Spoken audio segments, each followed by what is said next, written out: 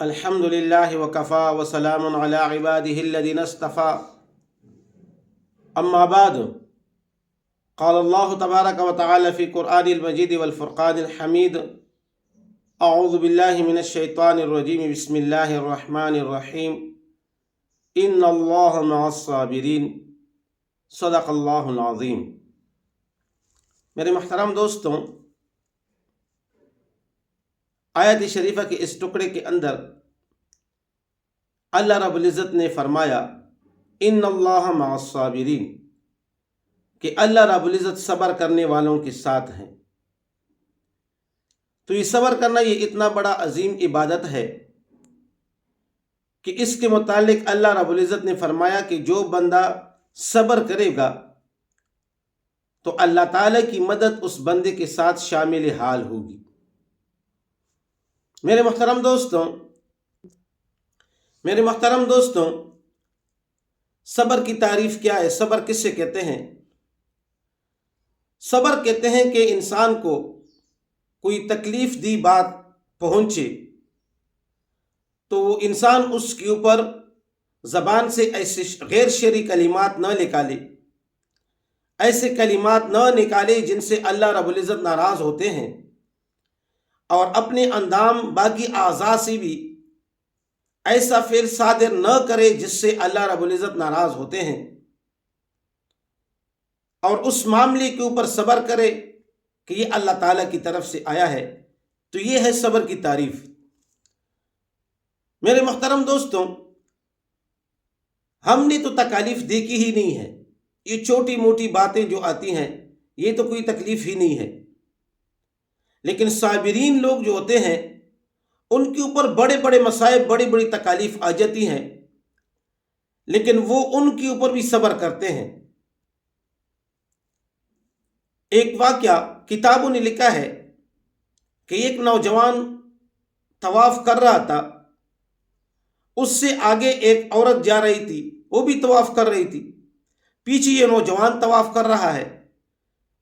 وہ عورت بڑی دکھی انداز سے، بڑی پریشانی کی حالت میں ایک جملہ بار بار کہتی ہے کہ اے اللہ، اس پر بھی آپ کا شکر ہے، اے اللہ میں اس پر بھی آپ سے راضی ہوں، میں اس کے اوپر صبر کرتی ہوں، اس پر بھی آپ سے راضی ہوں۔ تو پیچھے وہ نوجوان بار بار یہ جملہ سنتا ہے، وہ بڑی درد بھرے انداز سے وہ کہہ رہی ہے، پریشانی کی حالت میں وہ یہ جملہ کہہ رہی ہے۔ تو یہ نوجوان سے رہا نہ گیا، اس نے سوال کیا کہ کیا معاملہ ہے؟ آپ اتنی بڑی دکھ بری آواز سے یہ بار بار کہہ رہے ہیں کہ اے اللہ میں اس پر بھی صبر کرتی ہوں، میں اس پر بھی آپ سے راضی۔ تو اس عورت نے کہا کہ میرے 3 بیٹے تھے، ایک دن میرے شوہر گھر میں آئے، میں تندور پہ روٹی پکا رہی تھی، تو شوہر نے کہا کہ میں یہ بکری ذبح کرتا ہوں، آپ اس کو بھی پھر بنا لیں۔ تو میرے شوہر نے بکری ذبح کی، اس کی بوٹیاں بنائی، وہ جو چھری تھی وہ وہاں پہ رہ گئی، وہ باہر چلے گئے۔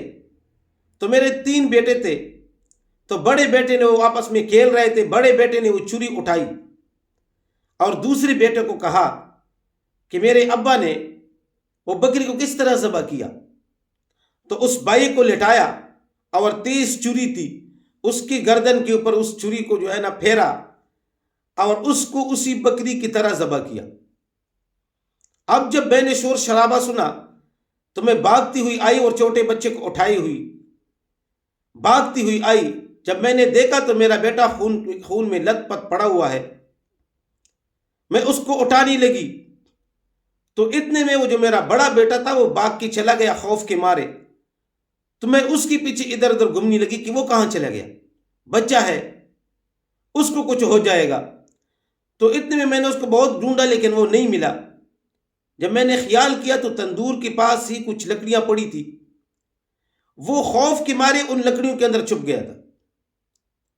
آج جب میں ان کے پاس پہنچی، میں نے دیکھا تو وہاں پہ ایک سانپ تھا۔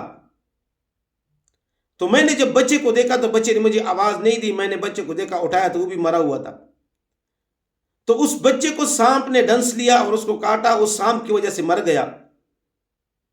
اب جب میں نے دونوں بچوں کو اٹھا کے چارپائی پہ رکھ دیا تو اب میں غور کرنے لگی کہ میرا تیسرا بیٹا کہاں ہے. تو بہت ڈھونڈا ادھر ادھر بھاگتے بھاگتے، کبھی ادھر کبھی ادھر، لیکن تیسرا بیٹا نہیں مل رہا.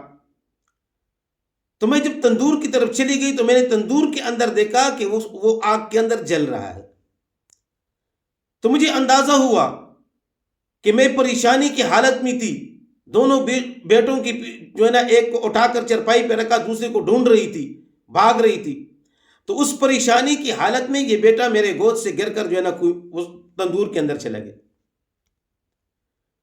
تو جب میں نے اس کو دیکھا وہ تندور کے اندر جل گیا تو الغرض میں نے اس کو بھی اٹھایا، چرپائی پہ رکھ دیا. میرے تینوں بیٹے جو ہے نا وہ فوت ہو گئے، اور ایک ہی دن کے اندر میرے تینوں بیٹوں کے جنازے گھر سے نکلے. تو میں اب عمرے کے اوپر آئی ہوں، طواف کر رہی ہوں. تو میں یہی کہہ رہا ہوں اللہ رب العزت سے کہ اے اللہ، میں اس پر بھی آپ سے راضی، میں اس پر بھی آپ سے راضی، میرا اس پر بھی شکر ہے. تو میرے محترم دوستوں، میں نے عرض کیا صبر کہتے ہیں کوئی تکلیف دہ بات پہنچے اس کے اوپر صبر کرنا، اپنی زبان سے غیر شرعی الفاظ نہ نکالنا، اور اپنے انداموں سے ایسا فعل نہ کرنا جس سے اللہ رب العزت ناراض ہوتے ہوں. لیکن ایک بات عرض کر دوں، پریشانی کی حالت میں تو صبر سب کو یاد آ جاتا ہے، اور اکثر لوگ صبر کرتی بھی ہیں. لیکن جب خوشی کا موقع آتا ہے تو اس موقع کے اوپر پھر لوگ جو ہے نا وہ صبر کو چھوڑتے ہیں، غیر شرعی کام کی طرف جاتے ہیں، شکر ادا نہیں کرتے بلکہ غیر شرعی کام کرتے ہیں. تو لہٰذا چاہے خوشی کا موقع ہے چاہے غم کا موقع ہے، غم کے موقع کے اوپر صبر کر لیا کریں، اور خوشی کے موقع کے اوپر اللہ تعالیٰ کا شکر ادا کر لیا کریں.